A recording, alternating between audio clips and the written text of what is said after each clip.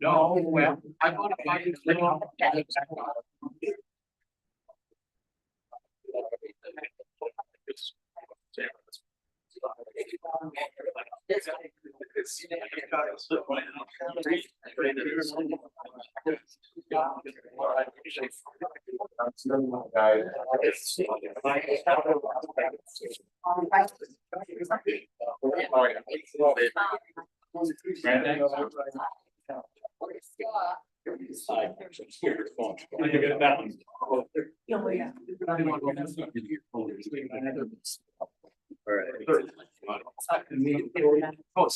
Depending on which clock we believe it's 4 o'clock.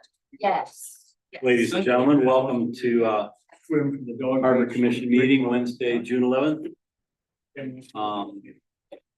Victor, would you like to start us off with a roll call, please? Yes. Greg Fisher, Here. Bill Brown, Here. Lisa Nichol, Here. Bill McCullough, Here. Aaron Stroud, Here. Sharon Mahalik, Here. Derek Wiseman. Here. Baker. Here. And Gail Stevens. Here. We have a quorum. We have a quorum. Alrighty, first item is the approval of the minutes from our special meeting last month on the 14th. Did anybody have any comments or suggestions or corrections? I had one minor correction, under absent. It says Gail Stevens via Zoom and I put junior. It's just a copy and paste. So I'll correct that. Okay, but we're counting on it. Anything else? Anybody else? Okay, I believe, so we need, anybody want to make a motion to approve the minutes? I'll move to approve. Or John? All in favor? Aye. Anybody opposed? Moving on. Welcome, public. Does anybody in the public have a comment they'd like to make on an item not on the agenda? Sir, and please identify yourself. Carter Williams, 355 East Bay Street. I sent these notes to Bill and they sort of refer to some conversations that have gone on really over the last 15 years about potential changes on the waterfront and relates in part to the building that's being built.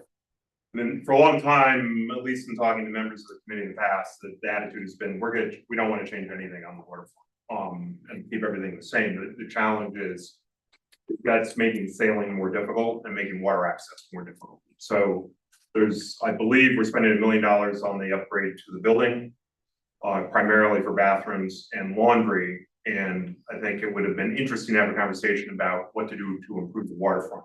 A few topics that have come up over the years range from, it's hard to get on the water. You gotta wait 11 to 12 years. If you want to slick, you pretty much have to buy a boat at this point, a new boat at this point. Both marinas tend to bias towards that. It's hard to get there. You have to get a dinghy, do things like that. So other municipalities offer launch service. I think there's been a lot of discussion with Yacht Club and others that they would help support things like launch service. Doing something like launch service would pull the dinghies out of the docks. Those dock spaces could then be turned into revenue generating slips that may be for small boats and the docks could be rethought. So whereas the marina change that's being proposed for $1 million helps laundry service, if we'd spend $1 million instead perhaps on fiddling with the docks a little bit, we might actually see $50, $60, $100,000, $200,000 more revenue from slips. Plus you get better use of the water. There are probably about 10 or 20% of the boats out there that just sit and really don't move very often. A lot of other municipalities who've got much bigger demand have 2-year waiting lists because they pull people off of moorings if they don't use them. We haven't really applied that kind of practice. We've resisted it. But that's another way to sort of get some flexibility so that people that want to maybe buy a $60,000 or $100,000 boat can get on the water. Right now, they've got to buy a boat $200,000, $20,000 a year to sort of go through slips and things like that. So the costs are just out of whack. In my particular case, because I wasn't buying new boats, Wellstrom wanted my slip that I had at Wellstrom for a boat that was being sold, so I got pulled out of there and I haven't been able to be in the water for 3 years. I have a 25,000 pound mooring, the boat's 24,000 pound. When I went to go check, actually the gear that is there, the gear that is expected 25,000 pounds will not hold 25,000 pounds. I'm an engineer, went through the analysis, probably hold about 15,000 pounds. That was the same year that we had that snap gale that lasted about 100, lasted about 30 minutes. The basic issue is that we're doing those ratings by weight. They really should be done by windage. And as expected, boats broke off the mooring for the most part because they're not properly sized. I'd offered to change out the mooring to upgrade it so that it actually would be at 25,000 pounds so I could use it for the boat. And that was denied because nobody wanted to make a change. So I think you got two problems there that you could put more boats out there of larger size that would benefit everyone. Would benefit the marinas in terms of the business, it would benefit other people who do service on boats. We'd have more use of those, but we also have an issue in terms of actually the moorings are probably undersized for the proper ratings as like. There's several others, I'll try to put these together as notes I had sent to Bill, but I just wanted to sort of bring these topics up and either use them to address and maybe redirect what's going on in the marina for the upgrade and maybe redirect those dollars to things that generate revenue and also improve the use of the waterfront, or maybe shift the strategy back to how do we protect sailing and protect some of the other waterfront activity. I think that probably if we sort of expanded that conversation, we find that there are things on the motorboat side and the kayak side that people would like to see improved. I think in terms of the actual laundry service, Fort Park's got more than enough space in that one building where if laundry service is really something that's super critical for the rare cases that it's actually used by people in the marina. Fort Park's got extra space to perfectly well adapt to. So those are general comments. I don't know if there are any questions there. Or... That's a lot to unpack. Yeah, I believe we've already issued contracts and have a signed deal for the construction that's going to take place starting in September. So as far as the expansion of the restrooms, that's kind of a done deal at this point. If you could provide, I know you said you talked to Bill, I assume you mean Bill. I sent him an email. And I'm sending it to Victor to distribute. Yeah, It was yeah, inappropriate for me to talk about it until he had talked. Yeah, I think if you wanted to, for example, if you have actual engineering specifics that we could use to improve our mooring field, if you could put that on paper and perhaps direct it to city manager, he can distribute it to us. That I've done that. I've not seen it. I'm not arguing or getting into a conversation really. We will accept your input and then we'll decide what to do with it from there.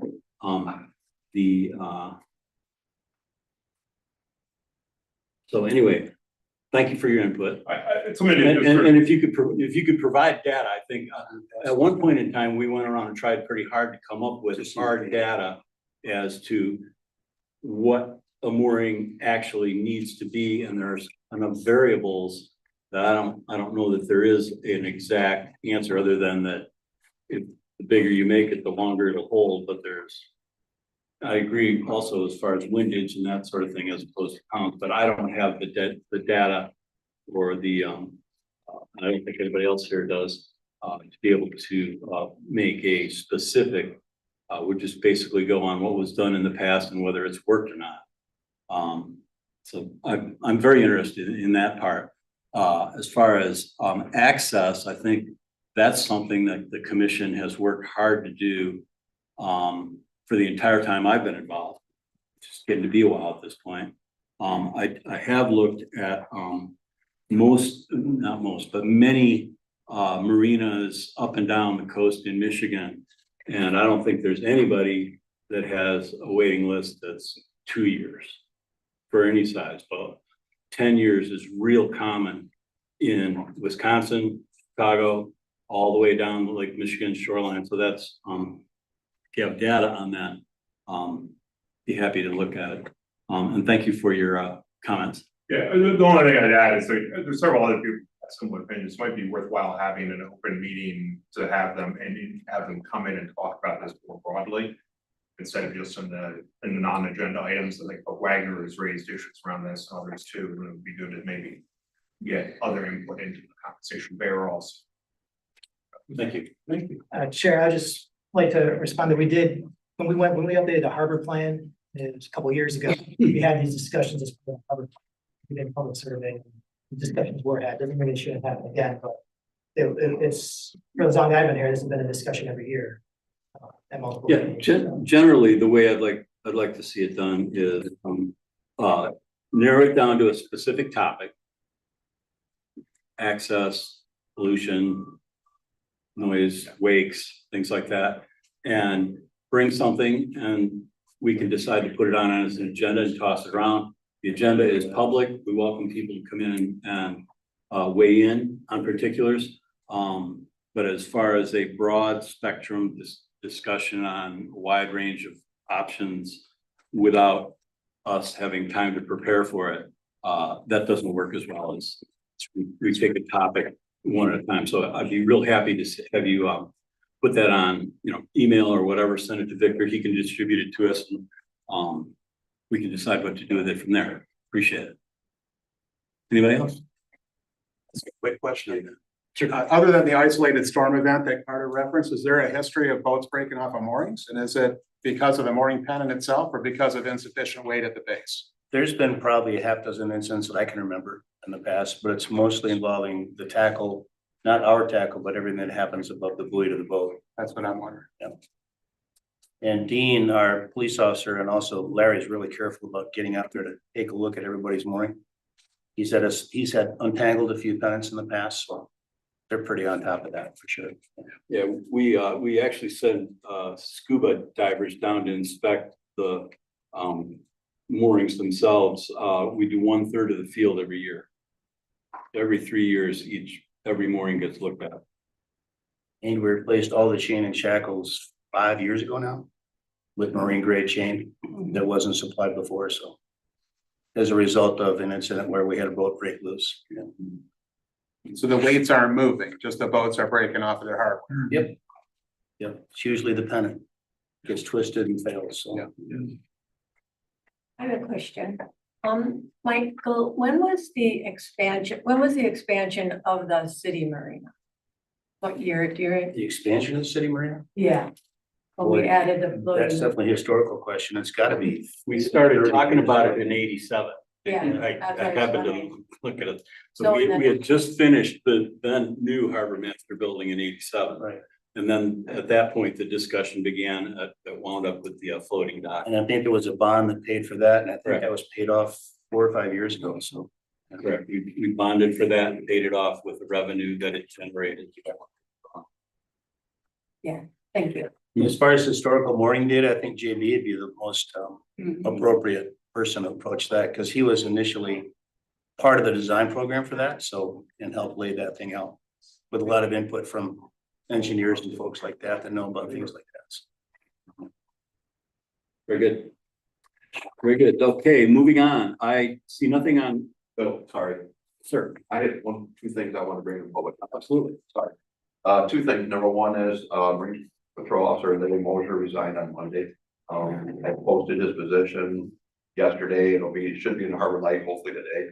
And taking applications, I believe through like the 24th. Hopefully we'll replace him. We have a department meeting on Monday where we're going to talk about the officers getting out on the patrol boat as well. So I'll take care of that. And then on our patrol boat, we've had quite a few issues with it this summer or this spring already. Repair wise, it's working, it's operable, but it's something I plan to see in the last meeting. Sooner or later, in the next 3 or 4 years, we got to look at a new patrol boat, just to have it in the back of our minds. So, and we already had one water rescue this year. Thanks to Irish as they helped us out to go out and get a jet ski off the water. That was enabled. So thank you very much. All right. Do you have an opinion, like the current boat is a Zodiac style, is that what you would look at? The Yes. prior boat was a hard, Yeah, when I talked to Dean's I would say our expert on that. And, the Zodiac with the ribs is the best way to go for water rescues. And we've had a lot of those people been, over the last few years, where people are in the water and we're trying to get them out. Where a hard shell or a hard side boat, I guess you call it, is too hard to get them up if they're, especially if they're injured. So that Zodiac, and this also for us to go boat to boat, it's easier to do with that Zodiac with the rig. So that's what we've, actually, I talked to Dean last night at length about it. See if we are to ever replace one, it'd be like almost very similar to what we get. Just an updated version.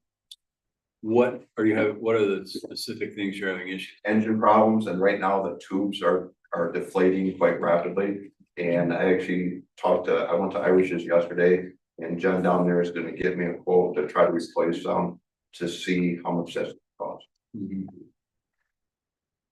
Okay. To tack onto that too is a number of rescues we've had to do in the past couple of years, as Irish and Wellston's are both out of the tow business. I think Dean did at least a dozen tows that I can think of last summer, Yes, and that probably tacks onto the age of the boat. And it may not be as reliable as needed in the future, so. it's How old are the motors now? it's 2013. So, and I'm like, I'm not a porter, but that boat is on the water a lot, especially over the last couple of years, like compared to the normal boat that's down in the slip, where they might go out like once a week or something. Our boat's out on the water, like the last 2 years, have been out there 7 days a week. All day. So that's my concern. So we'll continue to go down that rabbit hole. Thank you. All right. Anybody else? Okay, I have nothing under old business, which gets us to new business. The first order of new business is the election of officers. The chair, the vice chair, and the secretary are the officers. By our bylaws, the city manager is the secretary, which I think is a darn shame, because it used to be the new guy had the secretary. Good job. So we got another new guy. But that actually works.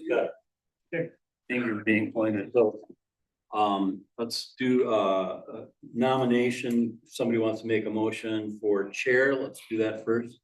And then we'll do vice chair. I'd like to make a motion. Sure. Yes, I'd like to nominate Bill McCullough as chair of the Harbor Commission. Support. We have a second. Anybody else? Second, or you already have a second? That'll be John third. Baker. Anybody, any other nominations? Well, I think it should be, since there's a motion, it should be, there's a second, it should be either discussed and voted on, and then if that fails, and another motion. Thank you. You can also be the, it's not the proletarian, the parliamentarian. Parliamentarian. yes. Parliamentarian's appropriate. Yeah. Thank you, Carl. Thank Victor, you. Keep me in before we line. ask for a vote, shouldn't the nominee tell us whether he accepts or declines, or she? Have a choice. That's not. You have a choice. Yeah. No, I would accept if I were nominated. Sure. So, So there's a motion on the table with a second, so we'll get any discussion, no discussion. do we need to do a, No, Roll roll call. call's not here. okay, all in favor? Aye. Opposed? Alrighty.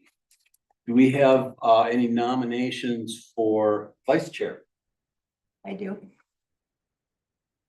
I would like to nominate Lisa Nickel for vice chair. I'll second that.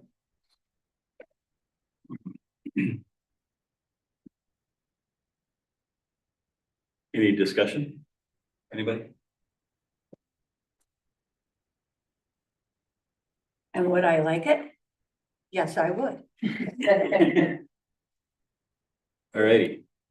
All in favor? Aye. Anybody opposed? Wait, do we have a comment? Yeah, Nope. it's gotta be- Well, there was a gap. Sorry. Pay attention. I'd like to make a comment. I think the loss of JB on this commission is a much deeper loss than many of us recognize. Yes, I know he had been on the Harbor Commission for a long time. I know that he had been the commissioner for a long time, or chairperson. But he had the history. And in the years that I have participated in Harbor Commission meetings, either by being here or on Zoom calls, presenting, etc. I learned so much from him as to the strategy, the mission behind the harbor, the strategy behind what we try to do to keep our charm, the brand of Harbor Springs intact. The reason I nominated Bill was for continuity. And I think that continuity is extremely important. I think someone who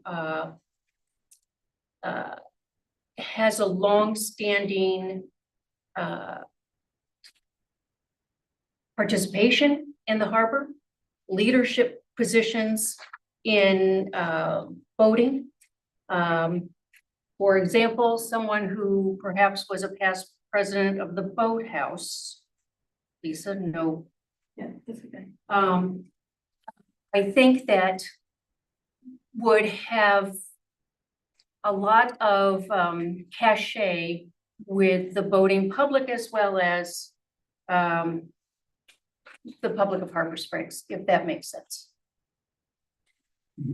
Thank you.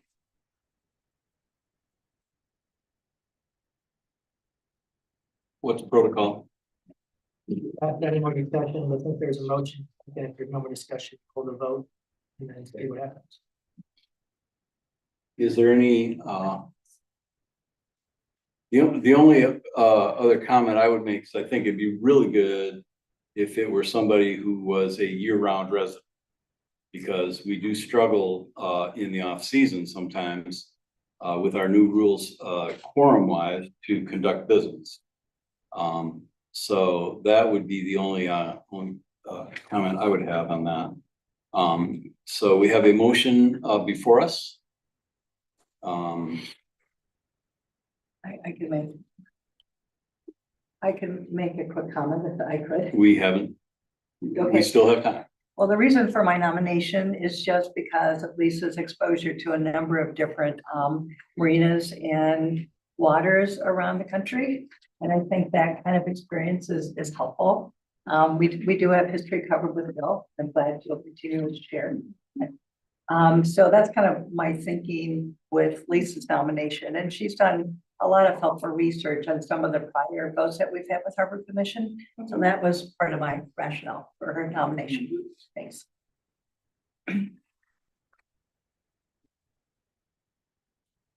Okay, we have a motion. Can I make one last comment? Absolutely. Very good point, Karen. I agree with you. And I think having experience outside of this harbor is important. I think there's many of us on the commission that have voted to other countries, to other states, et cetera. But I agree that that's very helpful. Thank you. Any other comments? All right, we have a motion and a second to nominate Lisa as vice chair. All in favor? Aye. Anybody opposed? Aye. Sorry, Lisa, nothing more. No, that's okay. That's all right. Should we do a roll call or was that clear enough? If there's only one nay, which was Sharon, then I think it's clear. Yeah, okay. I think we're there. All righty. And that's for 1 year. We re-up every year on that. Next on the agenda, Ostrom. Tell us what's up. Sure. I'm David Flesh from Urban here as well. Made copies for everybody. I think you all got an email from Victor already.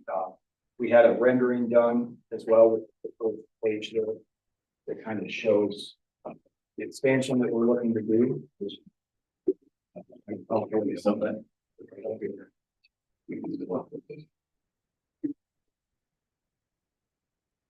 So there's this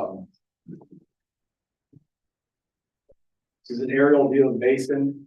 And we're looking to add 12 slips here and it angles here. Ranging in size from, these will be able to accommodate up to 50-foot boats. Ones that are going on dock here, these will be able to accommodate up to about 60. Currently, this is wall space here that is primarily used by the tug and barge that Wall Street D&D operates. They park there in the winter time. And this wall space as well is currently in use by smaller boats. We've got a floating dock that lays against the seawall here, where we have 15, 20-foot boats tied up in the summertime. So just looking to better utilize our space and expand the basement. What? Is there any additional parking associated with that? No, That would be a planning commission issue. I think, I was only able to see a little bit in the, looked at the current, zoning code, and there wasn't anything as specific as what we have for restaurants and retail and that sort of thing relative to parking. So I think that parking is probably not under our purview here as the Harbor Commission. That would be a planning commission issue, if it's a planning commission issue. And I would say that's not up to us. But if the planning commission needs to look at parking, they will. Thanks for that question, Greg. That's a good question. I have a question relative to the current bottomlands lease on that. It specifically states, turning area for the barge. But I didn't see, it didn't have the text, the actual text of the, that bottomlands lease. Do you know, would the current lease that exists cover this, or would it need to be revisited?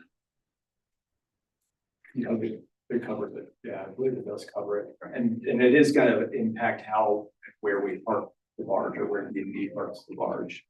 Are you going to continue to accommodate it? In the winter time, we're thinking ideally, we haven't talked to Zach and Andy about this, but we would ask if they would want to park it out here against the wall. Okay, so they're not just getting the heave ho. No. Okay. We've got a good relationship. Okay. It looked to me between, the new docks and the really pretty shallow spot, not too far over there. There's not a lot of turning room for a larger boat now.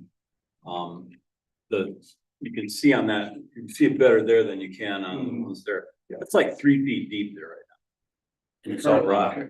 What's that? It's all rock. And it's all rocks, yeah. Do you have any intention to dredge, or you think that's cool the way it is? It's not a safety thing? Yeah, as far as from experience utilizing this space here for turning up to 60-foot boats, I think there's plenty of clearance in this area here. I think that the rock pile there that gets really shallow, especially with low water levels, is right in this area here. And the other one to the side there. Yeah, so you know, if 50, 60-foot boat, it's kind of hard to do without doing measurements, but I think there's plenty of room there for an experienced captain to be able to have it boat. The travel lift is already used with the same gear. Yeah, but you've got more, the dock is reducing the amount of fairway you've got there. Yeah. You know, so you don't think that's an issue? Okay. What? Go ahead. I was just gonna ask, have you determined, is there a mix between like a mix of permanent versus, or seasonal versus transient? Is there any scenario in which these are getting sold as condominiums? No condominiums, but most of them will be seasonal just because of the demand that we have for slips right now. Transient wise, I think we have a very small amount of transients that we take care of in the summertime. Most of these slips will be seasonal. To Mr. Williams' point, you know, we've got customers that we could fill slips with right now if we had them available. Are the docks are floating, so I assume in the winter they come out. They will be able to, they're gonna be hinged. right here, and then where they meet the floater, so they will be able to be removed. There are gonna be pilings installed in between. So those will stay. Which means you're gonna have to have Andy and Zach lay alongside that south wall. I don't think they wanna lay on the piling. No, they, No. yeah, and ideally, if they're amenable to that, we kind of are looking at it as a nice ice break for us as well, if they'll lay out there. They'll put the spuds down and they'll just be able to sit Is there any reason they wouldn't do that? The other option would be to remove and slide that entire new section, which it can do, and just push it back in to get it away from the ice. And then put them on that D-dock wall. On the inside? You can show it right here, right Tom. there. Oh, okay. Okay. Just look. Right. Right, that's, Yeah. okay, but what I hear you saying is that you will work with them to find a spot. We need them to do that. That's what I was saying, yes, Community does for sure. yes. This gives you plenty of clearance over the Pierce property. To the west, maneuvering room. Yeah, I think so, and we share that dock right now. With Dr. Pierce, I think there's enough of a fairway there to get in and out. I have a question on, the angle docks, north there. If those weren't there, would that be a space for Zach and Andy's, barge there? Is it long enough? Right here, Yes. they would probably overhang a little bit, because they're not gonna be able to pull all the way in, because this is a fixed pier right here, so they would stop right there and they'd overhang, but yeah. you can see It would be a possibility Yeah. then. And those will be hinged as well. These are floaters that have ramps going down to them, so they'll be hinged. And you can float those out as well. One question, I can't tell from that drawing, but this looks like you're adding 7 12-inch diameter piling.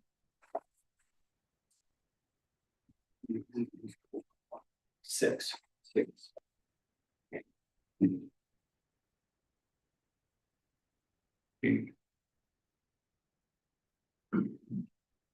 How many total boats can be, excuse me, added to this as a result of the change? This is gonna add 12 slips, 12 usable slips for us. And in this corner space here, which is kind of a dead space for anything over, say, 10 or 15 feet, we're gonna open that up to dinghy dockage. We have a lot of demand from customers to be able to park their dinghies. They like to go, putz around the harbor and stuff at night in their dinghies. So being able to utilize that space for dinghies would be great.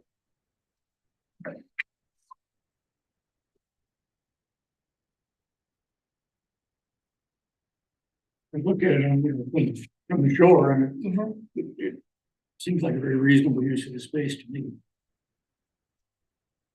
Doesn't seem to impact other traffic. The only concern I had when looking at it, like on the side is just the congestion possible with the angle docks. It's kind of tight in there as it is. So, and with a potentially 60-foot boat in there, coming in and out around the dockage that is around north and west. And then the dockage that's behind. I just wonder how congested that would be. And when you've got boats coming in and out from the other dockage and paddlers and so on, would that be kind of an issue? That's the only part that I was a little concerned about. The dock, not the new ones that you're talking about, but the next one to the west. That is, you said you share with the Pierce property. Is that your dock or their dock, or how does, I'm thinking in terms of, riparian and it is kind of tight in there with the shallow water and all that. It is right on the line, and from my understanding of it is Walls Marine owns this half of the dock and Dr. Pierce owns this half. As far as we kind of share the maintenance of it. I don't see an issue at the moment, but in the future, because the the lines of the docks kind of converge in there. You know, I could see at some point, way down the road probably, if ever, whoever would have the Graham property, if they wanted to extend their dock out, we're starting to get a kind of a convergence out there. This, I don't believe anybody's planning to do that at this point in time, but, and I don't know that it would have caused me to raise an alarm or anything. I'm just curious as to how you thought that through and how you see that. We actually discussed possibly extending that dock with Dr. Pierce at one point, approaching that subject. We decided that this would be a less invasive option and still maintain this open area here for people to maneuver. We thought this was the lesser of two evils. And we, from a customer standpoint, a slip demand standpoint, this 40 to 50 foot boat is kind of our sweet spot. That's the highest demand that we see from our customers for being able to dock boats. So it kind of made the most sense. And right now you're talking about that being mainly new boat sales, not some of the people that left the other part of the marina. Not, yeah. That would be more on the newer boat sales, so adding boats. That's definitely a component to the whole thing, is being able to sell boats and be able to provide a slip. But we do have customers that have 1, 2 boats. They're not able to get a slip for their second boat. So trying to accommodate a lot of different folks. I know there's a lot of wait lists at the different marinas. Tom, I was wondering, do you know, we know that Wallstrom and Irish and even the city marina, we're gonna find out from Mike later, the update on what that list really looks like, the wait list. Do you have you been getting a lot of calls for your slips? Cause there's just not a lot of slips around. No choices. Yeah. You're the same people over here. It's real easy. Yeah. You said to people that were going to buy a slip, do you mean I'm sorry, lease, rent a slip. Okay. Buy a boat. at least a slip? In the 60-foot, those are probably newer boats, which would have a joystick, Correct. and candidly, it's more maneuverable. Mhm. So that helps with the congestion, possible congestion, and the shallow area, right? That southernmost 60, you're gonna have someone on both sides of that southernmost 60-foot pier. This one here, I'm looking at the plan right there. The one that's angled off the end, is that gonna be boats on both sides? yes. Kind of makes a turning rate, if you're gonna have somebody on the inside of that 50 that's right next to it, that's gonna be pretty tight. That's a dated, I'm sorry, that's a dated photo there. If you look at, that's what the original plan was. It's been amended since then slightly. So Mike, that slip that you're seeing there, it has been, that dock has been pushed to the north and made an open. Okay. That was exactly part of the service. So we pushed this dock to here and open this all up. Because you're right, you wouldn't be able to look in there. That's what the dinghy docks That's a can good do, right? point. Yeah. So that's now that's the 40-foot deep spot for dinghies. Yes, That's the one that's been opened up. I see. Correct. Yes. cool. Can you send me those updated plans? I will, yeah.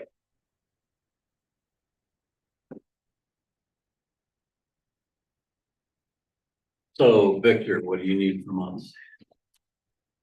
If the commission is okay with this proposal, and find that there's no negative impact on use or navigability of the harbor, make a recommendation to council to approve it, and that's all.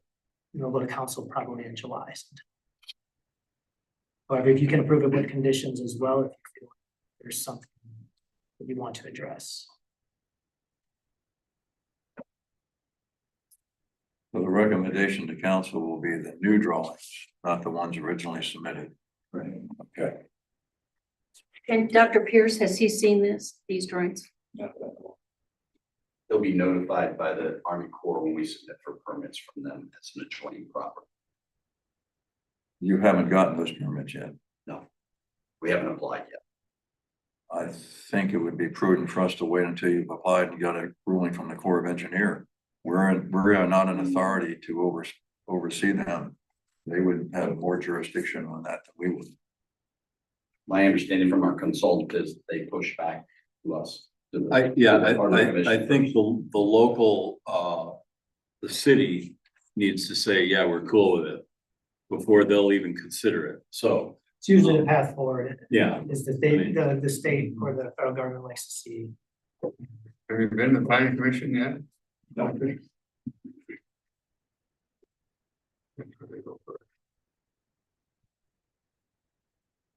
With that understanding, I would move that we recommend approval of this to city council with the amended drawing.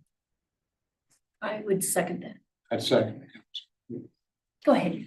No. Could we add subject to them meeting all any zoning parking requirements?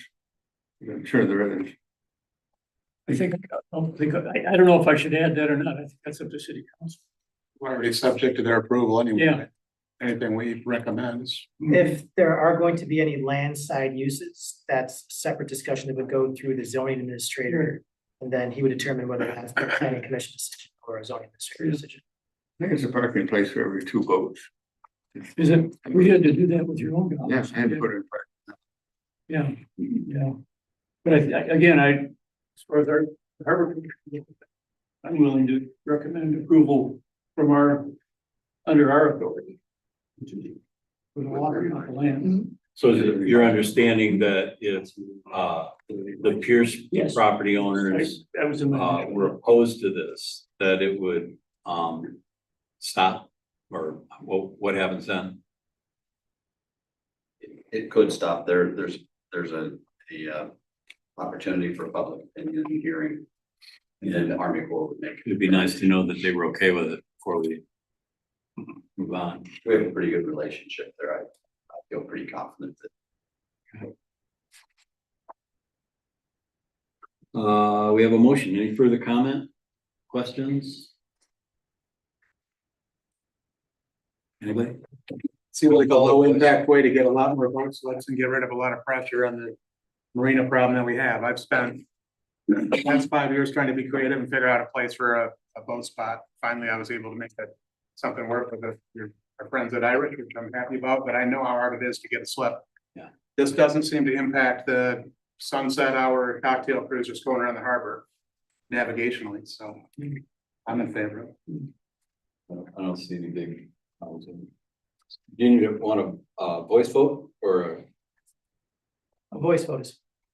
Okay, we have a motion which is to recommend approval of the updated plan for Wallstorm's 14 new slips. Well, I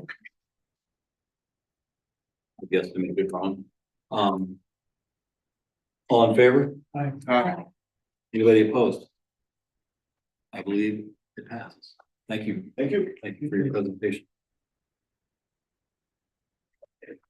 All right, Chair, the next item on the agenda. New business, DITAB and voting things. Alrighty. I'm going to give the floor to Karen, who has a concept she'd like us all to look at. Before, I just preliminary remarks, so I did, and Sue, I appreciate you reached out to me with some resources and. There is a gentleman who could come from the Sea Grant Extension, the Michigan Sea Grant Extension, if you want to learn more about this. And speak to the Harbor Commission about the rules associated with this and anything that, so Sue, I thank you for sending out that contact if the Harbor Commission wants to do that. So as the law, and Bill, you mentioned this at the last meeting, the law is that we don't, most Great Lake waters, there are no discharge, even if there is a treatment system on your boat. And they must use a pump out system or a discharge system. In our city code, you're not allowed to dump refuse in the harbor, and there is a penalty for that. It would be a $500 penalty and or a 90-day stay in jail. So we do have pretty strict penalty for that if that is the case. So just want to set up that scene before we get Karen up there. Thank you, Victor.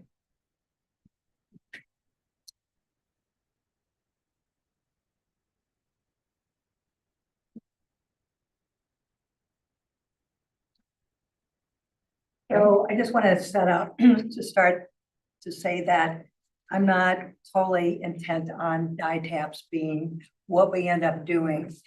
It's just an option. So I wanted to kind of take you through a little bit of background that was brought to my attention and some of the additional things that I looked at. And so a community member brought this to me from her experience in Avalon, California, where they had required the use of dye taps to assure that there was no leakage from any holding tank or anything on the boat that was holding any kind of sewage.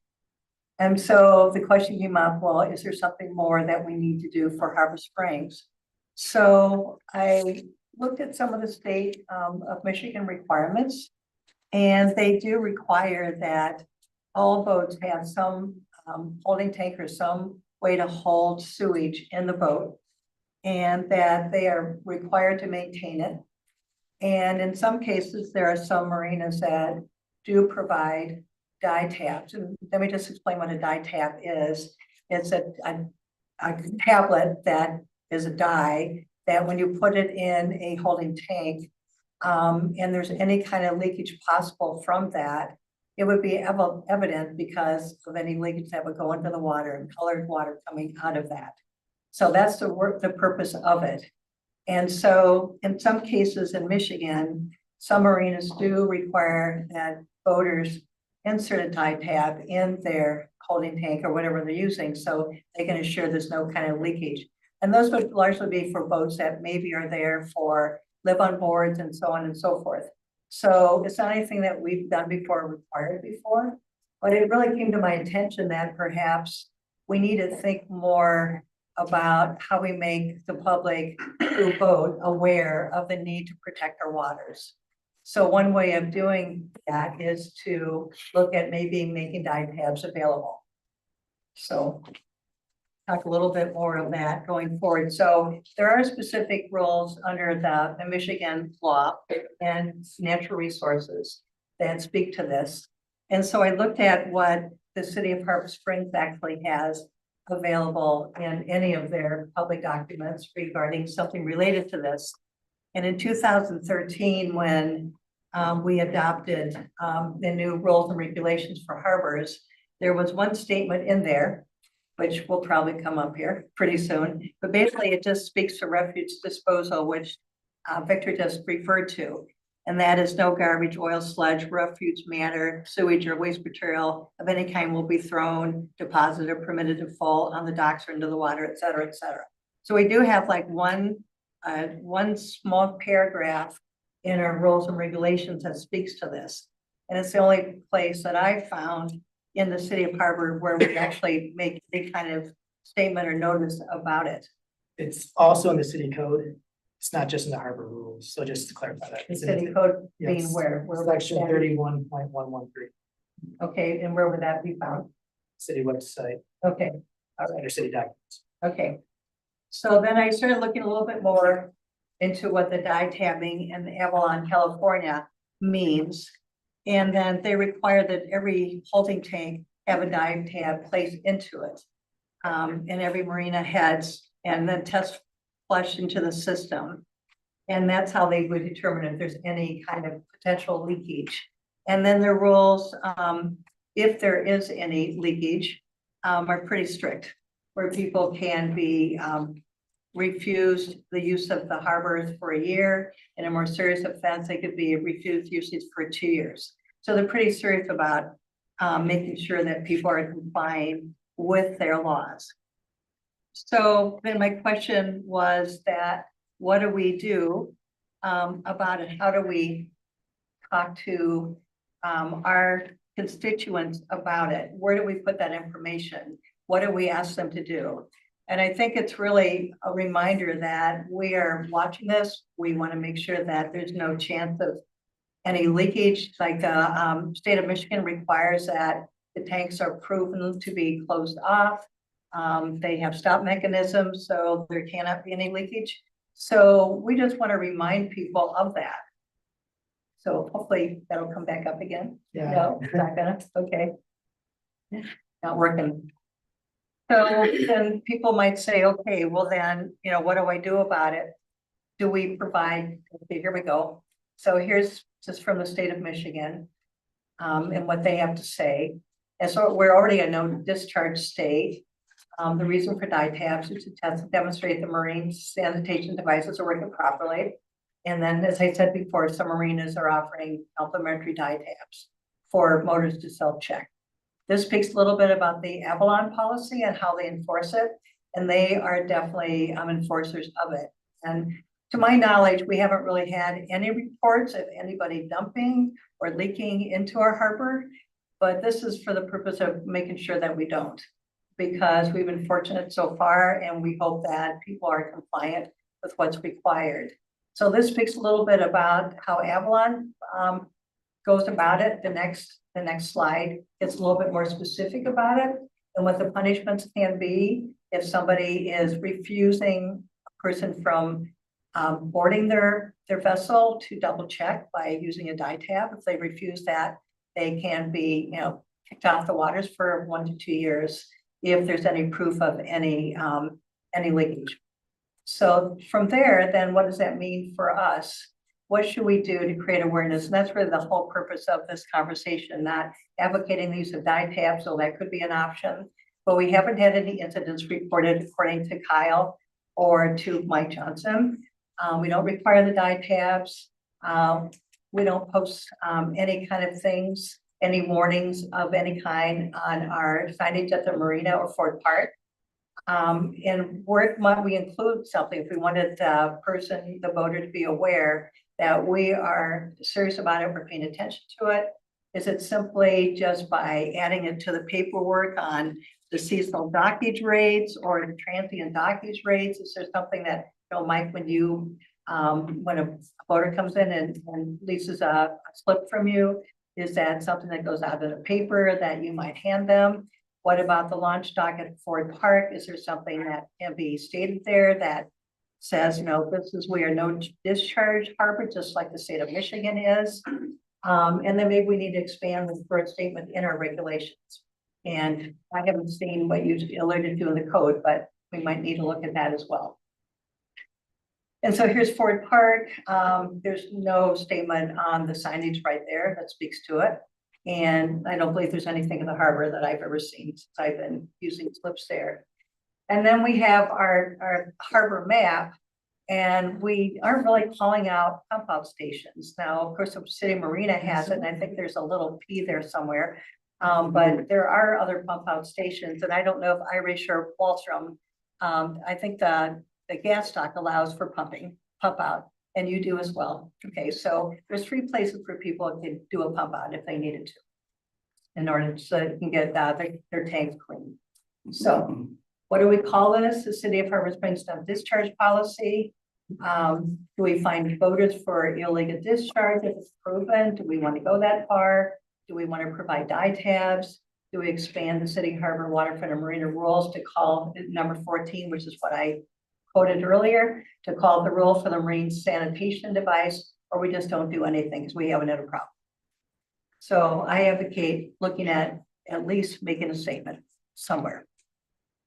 And that is what I recommend. Yeah, and I'll emphasize that first question, do we find voters for legal discharge? That is addressed in that section 31.113 of the city code. Refers to any violation of that ordinance is subject to penalties outlined in chapter 1 of the code, which is that $500 fine. So, but of course, it would require an investigation by the police department. So that's right, a different matter. But I'm glad to know that that does exist.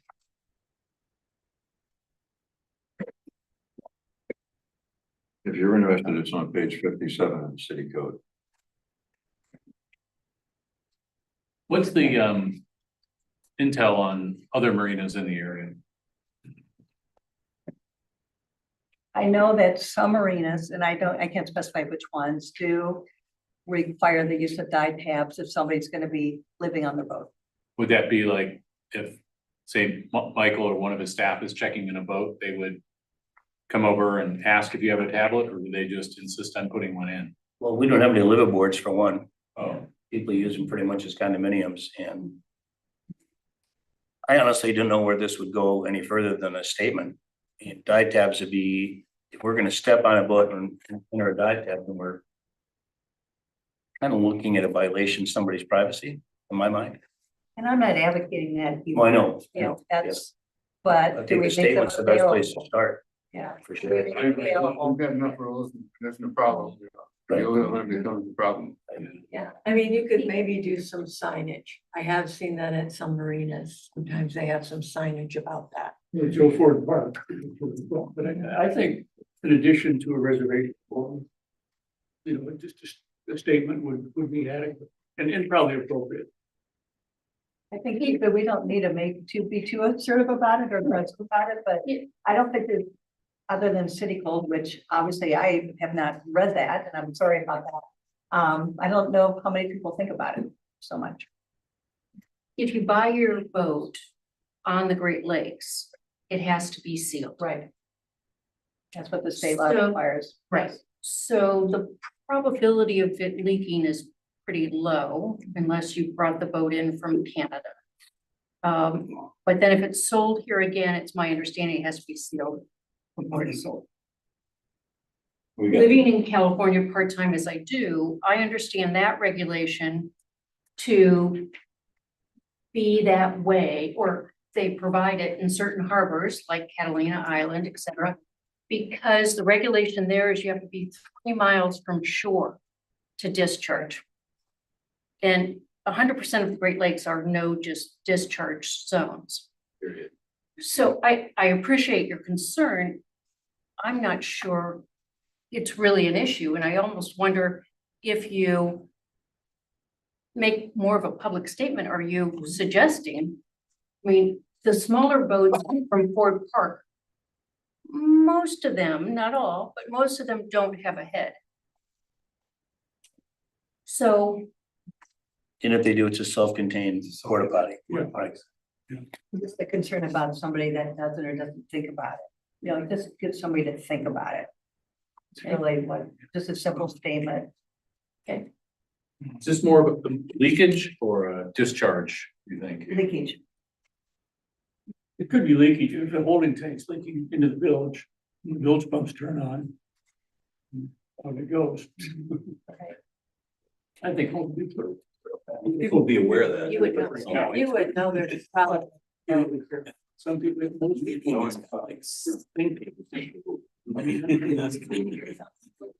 Michael, what documents, if any, does someone coming to our dock have to be acknowledged? I don't remember. What, their documentation on their own part? I mean, then what do we require in terms of information provide to them? We provide, they need MC numbers or documentation numbers, address and phone number. That's really all we require. Do we give them anything back? Pardon me? Here are regs, No, regulations. no, that's never been suggested, I guess, for lack of a better word, but Is it simple signage in the harbor master's office or a reminder or anything like? we could do that. Absolutely could do that. Yeah. Well, I think that if you're going down that route, might as well just point them to the entire harbor regulations.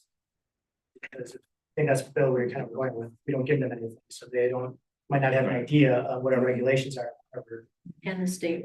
And the state, so. But I also think that probably 99% of the boaters that we see and probably visit other marinas are well aware of, Different. you know, that situation. So I think that's kind of where we start with a statement, if we need to go that way, but people are pretty smart about that. They're really conscientious about that too. When a transient boater rents a slip, do they get a receipt? And does that receipt have any opportunity to add some verbiage about please respect our no Anybody discharge? that rents from us on a transient basis, we could add that to it. It's not on the statement. Yeah, that's what I mean. It'd be easy to add. And I don't think, see anything on the state receipts that I've gotten so far from the reservation system, so, yeah. It would be an easy add though. Yep. And because most of the transient owners don't know about, there's a pump out stations where they are, they're, rich, you know, they know where they are, because they know it's all no discharge, it's not like in the ocean. What do you think about? Well, that's why we could put the notes on our harbor map where those regulations are. So what I think I'm hearing is people would be comfortable with simple statements added to paperwork that goes out or, something in Ford Park? What are we thinking here? I think I would recommend leaving it to Michael to figure out what would be the best way from, because he would be the one that's doing that with staff at City Hall essentially. So I think if you could find out a way, then bring it back in a harbor master report to say this is what he plans on doing. Yeah. Let staff think absolutely. about those details. Yep. If it's a statement, but if you want to go beyond the statement, we'll come back and discuss that. If you want a policy and rule change. I'd suggest that, we could put a more positive, more hospitality oriented, spin on it. Rather than talking about the thou shalt not approach, would be to just say, there are 3 pump outs available in the harbor, should you need one. And, people could pretty much infer from that. And the fact that we have a bump out shows up on the our state portion of the state website, the reservation website. I don't think we need to do much.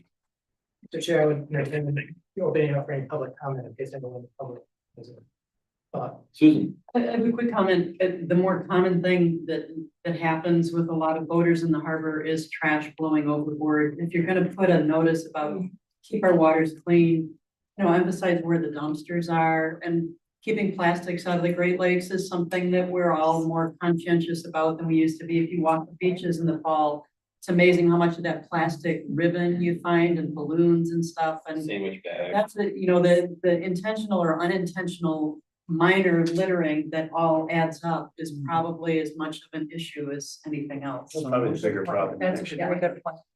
Yeah, I pick up a lot with my kayak. Garbage bags, too. The actual code does speak to garbage as well. I can work with you, Michael, if you'd like. Sure, that'd be great. Great, thank you. Thank you, Karen. Moving on. Harbor Master update. Mike, what's going on? Well, I was gonna try to keep this short and sweet, but there's a lot to talk about. First off, we just got recertified within the last month for our Clean Marina certification.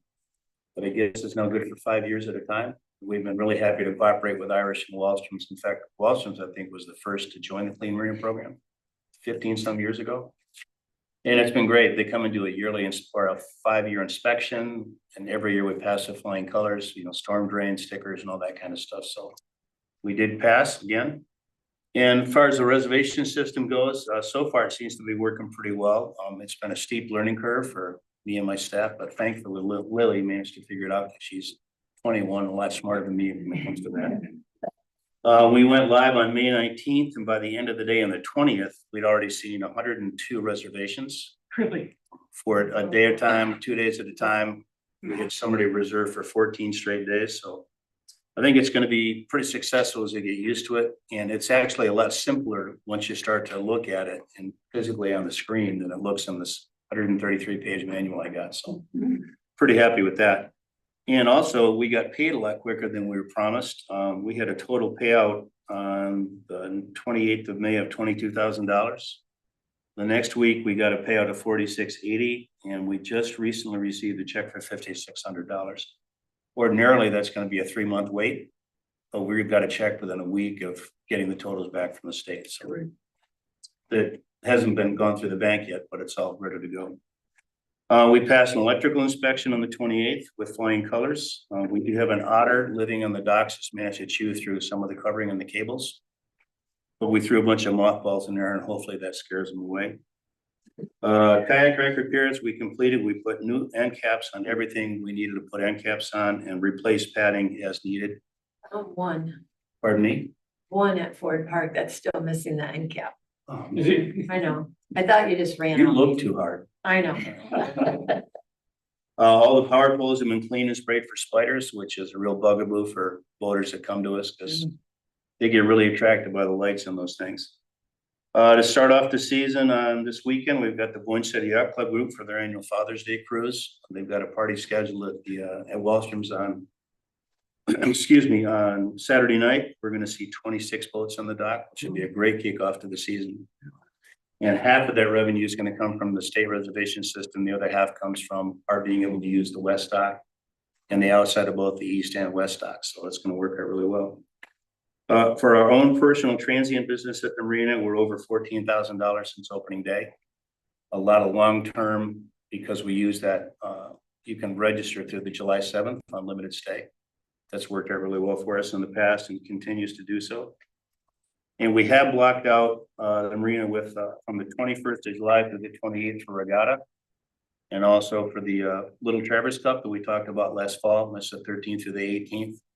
We also blocked out 4 days in the latter part of August for a Sabre Rendezvous that's going to be with us with another 15 boats. So, and again, part of that revenue is with the state and part of it comes from our own systems.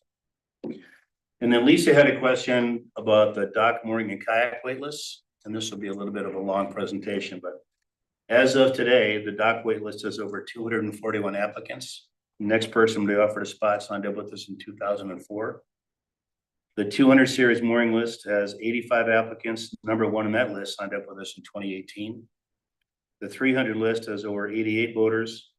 The next will be made in 2011, or excuse me, signed up with us in 2011. That's the next boater to be offered a spot. The kayak list has only 30 applicants, but number one on the list signed up and will get a spot hopefully in next year, but they signed up in 2021. So the last time we sent out letters asking anybody in the wait list to let us know of any address changes was in 2007. And at that point, I think we had a $10 charge. And I think the response rate was maybe 60% of the dock wait list. We didn't do anything about the kayak mooring or a wait list at that point. And Bill and I have been talking about this, and I'd like to propose that we put together basically a self-addressed stamped envelope card with yes or no address changes. Do you want to stay on the list? If you do, great. Give us your new address. If you don't want to stay on the list, we can offer you a $100 refund if the offer hasn't been made. And send that out and ask to be sent back by a month after the letter's been sent out. And if we don't hear back from you, you're off the list. We're going to keep your $100, but your name's off the list. We really need to streamline that list because a lot of the information, especially in the first page, is stale. Old addresses, no emails, changed cell phone numbers. We do an awful lot of detective work in the fall and winter time to try to find people. And we actually use a police record system that a lot of that comes up as negative. Nobody knows where they are anymore. So the dock list is burdensome for sure.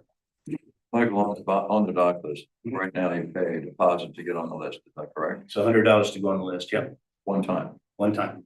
Why don't we change that? Why don't we bill it annually? It would be self-cleaning at that point in time. And move forward, because if you send a bill and they don't pay it, they obviously don't live here or don't have a boat, or they're thinking maybe their grandchildren 20 years from now will get a slip. But $100 once and it just hangs out there. There's no motivation not to be on the list. Right, but there is a requirement in Harbor Code saying that you must notify us of any address changes within 2 weeks of the address being changed. Right. But that's just. We haven't managed that. That's our responsibility. We haven't, it hasn't been managed. Right. It's under code, doesn't mean it's Right, getting done. yeah. And if you want to charge, then I guess that'll be up to the Harbor Commission and how much you want to charge yearly. Yeah, I think that would create a whole nother accounting burden. Right. On top of it already. Right. We also generate revenue, so a little burden and a little revenue is not so bad. And then we take that deposit, or whatever the fee is, off their initial dock fee. Yeah, Which we do currently as it is, so the $100 comes off. I think it makes sense as an incentive for people to drop off the list if they don't want to be on it anymore. Or just send a postcard that says, hey, you want your $100 back? Does the docking system that we use with the state, does that have any functionality for wait lists? No, we control all our seasonal slips and we do that with the state's permission. Right now we have 34 seasonal spots. They do recommend seasonal rates. Well, we're also, because we're in a competitive market, they decided it's okay to let us kind of run with the ball and charge, which is way above what their recommendations are for a 60-foot slip. Do the people that use the docking system, are they required to have an email address? The reservation system? Reservation system. I have seen several and the ones that I've checked out so far, but it's not a requirement. Okay. On the So it's not a reservation required field? Well, system. No. I'm just wondering if there's, it doesn't seem like we should be in the business of doing detective work to try to find people. It seems inefficient. And I'm just wondering if there's a add on to this module or a module that might do. Wait, That would probably involve, getting involved with the state on seasonal slips. And they've given us a latitude to sort of maintain that list and maintain those numbers. At one point, it was gonna be 75% of all the available space that we had, seasonals and otherwise, devoted to the state reservation system, but fortunately, they changed that for us with this new with this new system and new contract. And then the last follow-up question for me is, Go ahead. how often are the prices changed? Their prices or our prices? Our prices that we charge for We mooring fair- dock? We consider those rates year to year. But is it changed every year? Or that's all? Every. It's been a long time since we didn't change it. There was a period, it's Maybe like, 1 year. yeah, almost Yeah. 20 years ago, inflation was like nowhere and we just decided. But Not- Ford Park, we cannot charge more because that's state. Ford Park? For one track? That's we cannot or can't. That $5 is fixed by the state of Michigan. For the launch. We have a question in the audience. So just a couple of points I had here. So in terms of management, Greenwich did have a long list, Greenwich, Connecticut. They had about a 10-year list. They corrected that by doing what Mike's suggesting and then also removing people who were underutilizing, and they got it down to 18 months in 1 year. So those techniques do work. If you take a $19 bottle, it's $19 a year copy of QuickBooks. I don't know what you use, Mike. It would do the billing, it would do automatic credit cards for the billing, it would keep track of it, it would allow people to automatically change their addresses online, manage the entire thing. The software exists, so to probably make Mike's job super easy. And then I think the final point in terms of demand, infinite demand for things out here. You could double the price, people would still pay it. So from a city revenue standpoint, you know, how high you raise that is, you know, maybe unpleasant for some of the people, but you need revenue. We're managing We don't need a public resource, so we've always had kind of a moral, do the right thing by the public, as opposed to hard-nosed maximizing marginal, you know, raise the price till we've got one slip available, sort of a thing. But the QuickBooks software exists to make this easier for everybody. As someone who pays into this, it would be nice to just use some clean software, and it's de minimis in terms of cost. We want people to have access to the water. We don't want to make it so expensive that people can't afford to use this wonderful water out here. I was kind of wondering though, Carter, how would you monitor something like how many times people go out in their boats? I mean, I would see that as. We How do would have a how use would it you- or lose it rule built into the So many moorings days. and the docks. Like if you ask, for example, Greenwich, Connecticut had that problem, and talking to the Greenwich Harbor Master, their other harbor masters said, have this problem and solve the problem. I don't know how they did it. Yeah. I certainly have Wow. these boats on getting used out there. I The- think Yeah, I mean, I go out there and I see. You a have lot to of use, what is it, 29 days to Occupy the buoy. occupy the buoy or the slip, 29 days. days between the 28th of June and August 15th. Monitoring whether you're actually going out on your boat is a burden that's, you know, Yeah. you can't. If that's policy, that's fine, because you've got underutilized capacity. Perfection is just a concept. But I there think- are harbor masters that have done this, if you talk to them, they can explain it. I think access cuts both ways. Yeah. If we don't want to make it so expensive that it's not accessible, but we have a lot of people that aren't accessing it.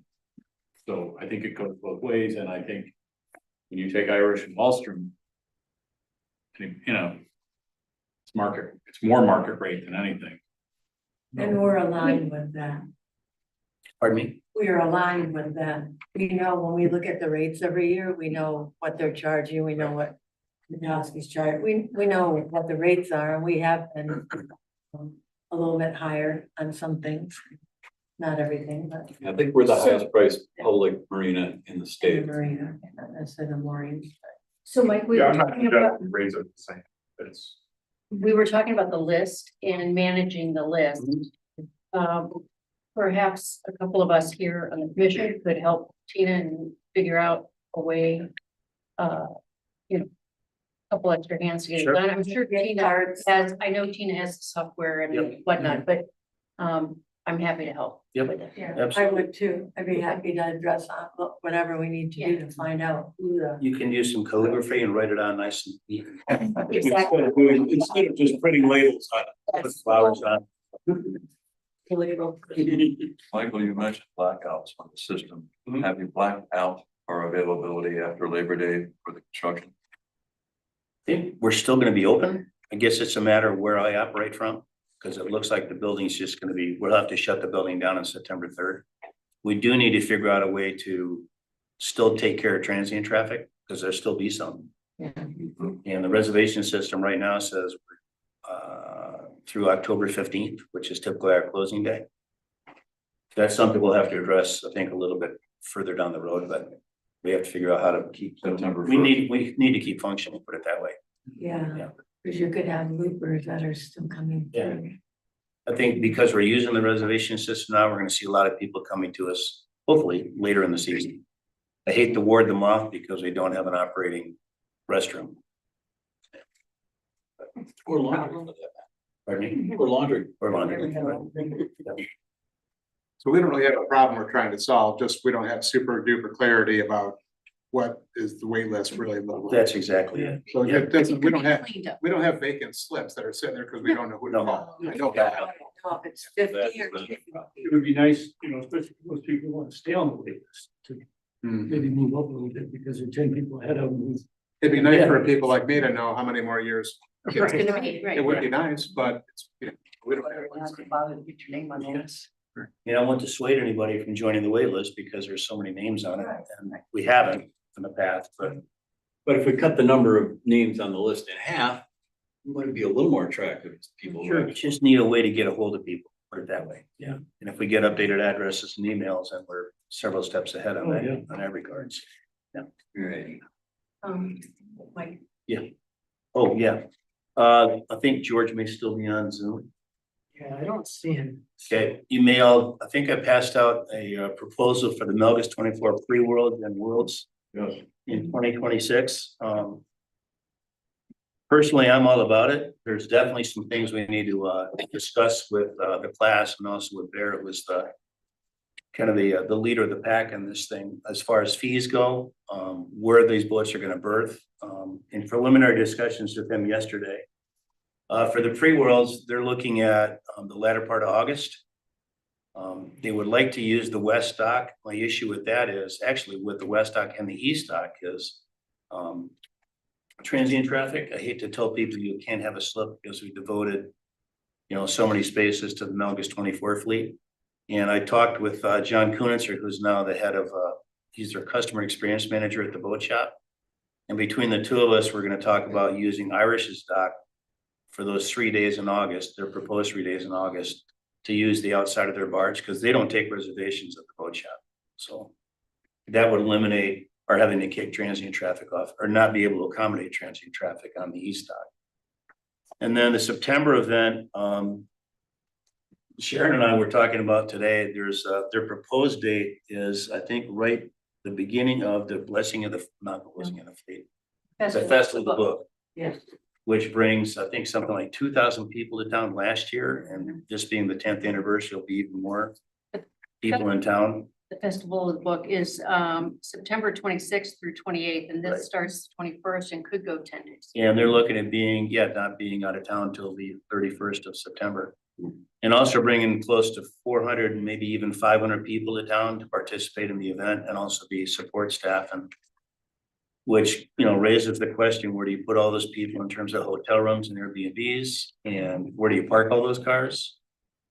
Where do you put the trailers? I mean, there's a number of questions that have yet to be answered, but just wanted to get that in front of you guys. I'm kind of lead guy for the city on this thing, so I think it's gonna be a great event. If they get 22 boats for pre-worlds, awesome. If they get 60 boats for the worlds, which is what they're kind of thinking right now, huge event. They are talking about using the west dock, the outside of the west dock between ourselves and the Wallstroms, and any vacant slips for the 24 fleet. I talked to Bear about that last night, and my concern with that is, who knows what the water level is gonna be next year? And right now, you pretty much have to jump off your boat to get to a 23-foot whaler, so, leap of faith and to get into the boat. But he also said that they've worked around that in several other world's venues before, so. And to have all those, I think he talks about having all the flags up and just making that a real spectator event, kind of the way the 52s are for regatta. I think it could be super cool, and if they can work around the west wall issues, then I'd be all for it. Can those boats be dry sailed? No, they have to be in the water. Once they get measured and inspected, they have to stay in the water. They can't go on a trailer. And they also have to be pretty much in all the same spot so that nobody gets accused of taking sails or stuff off the boat and changing gear. And yeah, they have pretty strict rules about where the boats end up, so.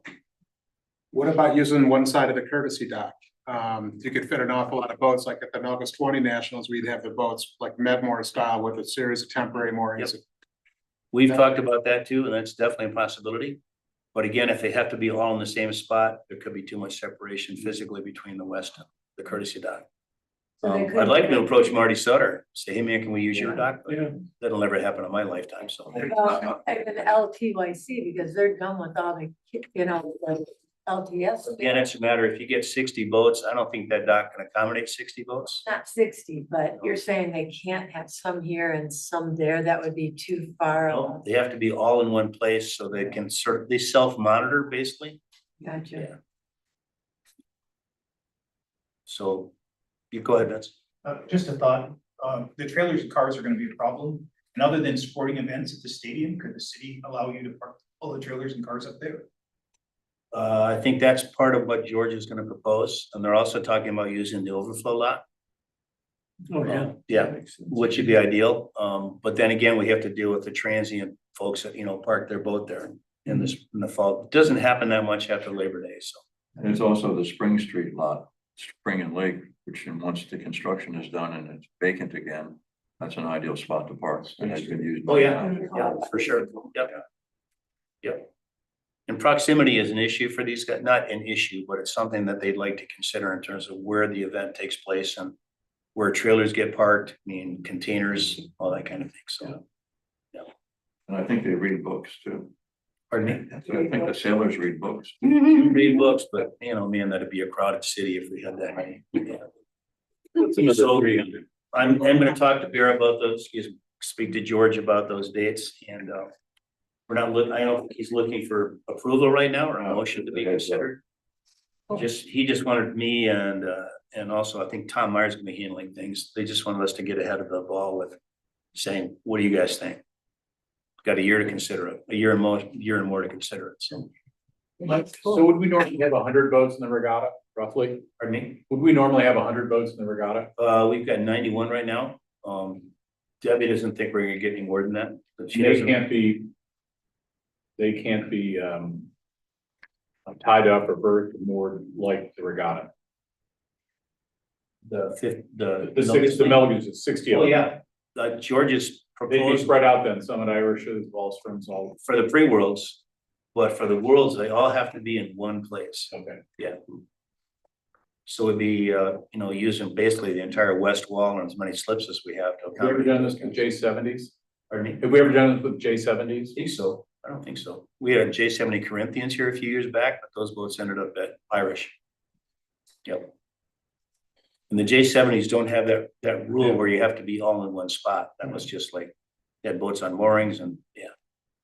How much are, like, end of September, we're starting to clear out pretty well. How much of the, like, the main two docks are we typically still occupied? Well, there's still some seasonals and slips, but the entire west dock is pretty much emptied out. Yeah. We also have to be aware of the state reservation system. So when they pick a date, we have to make sure that the state knows we need these dates basically closed out the same way we do for regatta. Yeah. There would be nothing stopping any of those people from using that system if they chose to, right? The reservation system? No, there wouldn't be, but this way we can ensure we've got 60 some spots, right? Because you only have 30 Right. spots. You can only do 12 spots. Yeah. There is a limit, or excuse me, a minimum size for each one of the slips on the inside of the stock, 40 feet. So, you can kind of cheat the system that way too. I've discovered that on myself, so there's ways around it. Yeah. But I think just approaching the state saying we need these dates, can we make that happen? I think they have been in the past all about it, so.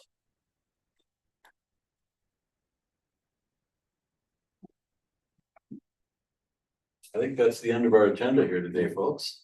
Anybody else? Couple of comments. I have been asked about, it's an article that's dated now.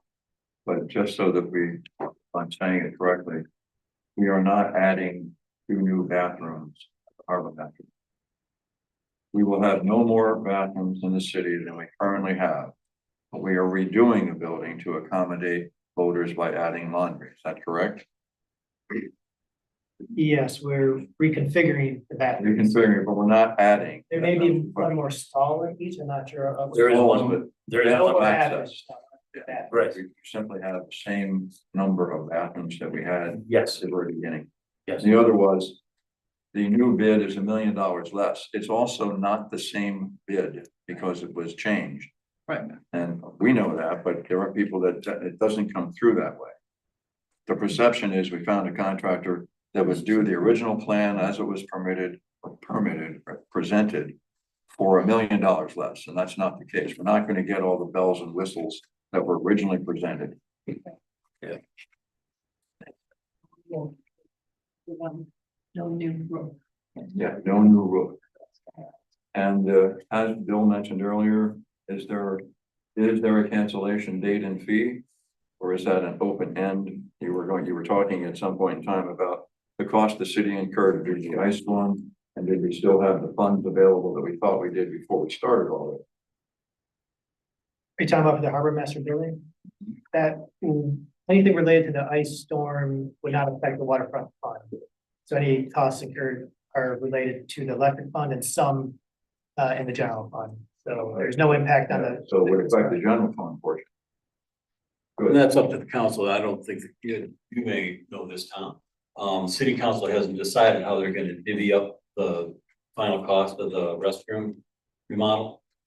Yeah, so that we don't know that's all coming out of harbor fund or how much it might be general or. Victor said it was the harbor fund, the general fund. Waterfront, so council at the time was looking at a split potentially between the waterfront fund and some from the general fund, as well as asking potentially the DDA to see if they were willing to contribute because the public bathrooms are in the downtown district. The damage, the cost to the ice storm is mostly, the vast majority of that is from the electric fund. I don't have the breakdown with me right now, but I think it's like 80% of that cost is from the electric fund. So it'll be a minimal impact on the general fund. The costs were really to some overtime for police and some fuel for the shelter is really what the general fund impact was. Everything else, I would say $250,000 plus was from the electric fund. And lastly, And we had our application out with FEMA. We may not receive funding from FEMA, so that will again determine whether or not how much money. How much, and if any at all. And lastly, then, is there a penalty and drop dead date on the contract to do the project? There is, I think it's in May sometime. The project must be completed by May 15th. It's somewhere sometime in May. Yes, I think our opening day. Yeah. Hopefully they're done before that, so we have 2 weeks to No, catch I meant up. if something were to happen and you said, we don't want to do the project. Bill had said that we were already committed. Yes. Okay, is it a defined commitment and is there a Yeah, we signed a charge? contract with the dates and everything in there. Yep, it's. So you're asking, is there an out? And how much is the out? Well, someone can argue there always is an out, but it's gonna be how much it costs, and that depends on, do you wanna get into legalities of getting out of a contract if there's no good reason to get out of that contract. We don't have a stipulation, I think, in that contract just to get out because we wanna get out.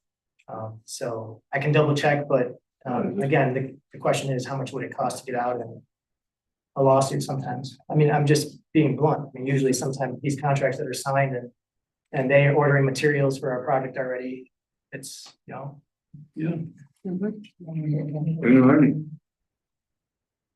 Good. Anybody else? Mike? Would you like me to come back to the accounts commission with wording for this card we'd like to send out in June or, excuse me, in July? I think that'd be great. And your thought is to send it out in October, I'd like to send it out September 1st. September, okay. Yep. So yeah, let's go get the. Put a word deadline, out. you know, whatever you guys feel is comfortable deadline, so. Yep. And maybe a language for the signage as well, we're talking about for the holding tank issue. One thing on that, Michael, is that be just like registering for mooring ball, that the person who holds the registration is the same person that owns the boat, insures the boat, and has title to the boat. Has to be. Okay. Yep. Yep. We allow up to 3 owners. But the person offered the permit has to be the primary name on the title, the insurance, and the registration. And the check. And the check has to be, yeah, payment has to be made in the form of a personal check. It can't be made in a corporate check for an LLC. It has to be a personal check. But we're gonna get really aggressive this year on getting proper documentation from everybody on that list, so especially the docs. Tina wants us to be aggressive. She's pretty aggressive to start with. That's great. Yeah, she's good. She's really good. Gentle but firm. Yeah, exactly right. All right. All right. I move to adjourn.